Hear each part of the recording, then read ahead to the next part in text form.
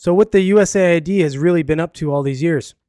Imagine this is a thought exercise. You're a penguin living your best life when suddenly 3 Black Hawk helicopters show up and offer you and your pack tablets and smartphones loaded with all the best news media apps like Politico, CNN, and Newsweek. You're encouraged to watch these apps and interact with the propaganda content they produce while sitting on your not yet hatched offspring under the warm, furry little ass, all while you wait for your penguin wife to return from her fishing trip with the rest of the girls.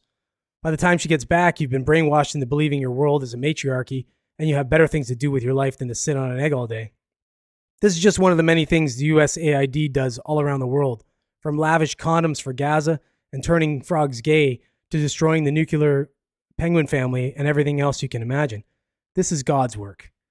Thank goodness there's an organization like the USAID out there doing the things that keep our world safe from an unhealthy lack of sexual diversity in the frogs and a dangerous penguin matriarchy that could lead to a mass population explosion of tuxedo-wearing flightless birds. Despite all of this, there's an evil organization led by a super Nazi named Elon Musk, hell-bent on destroying the wholesome and tireless work of the USAID. Musk lackeys are busy putting a halt to your hard-earned tax dollars that were rightfully extorted from you and dispersed secretly to this perfect organization for the purposes of furthering their righteous agenda. This is not constitutional and an attack on the very fabric of democracy. Since when is setting up agencies that act under the guise of aid but secretly pushing propaganda and acting outside of the best interests of its citizens not democracy?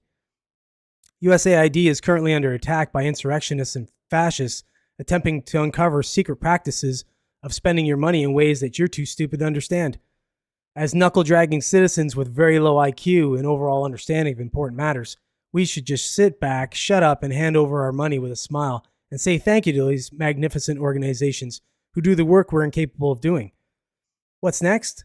We go after the CIA, NSA, or the FDA? How many trustworthy pillars of our democracy can be attacked before we have a total collapse of our well-cultivated and totally hijacked nation?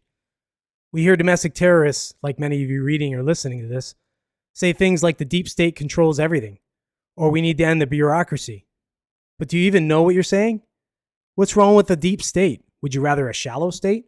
Or maybe instead of a bureaucracy, you'd prefer a descocracy?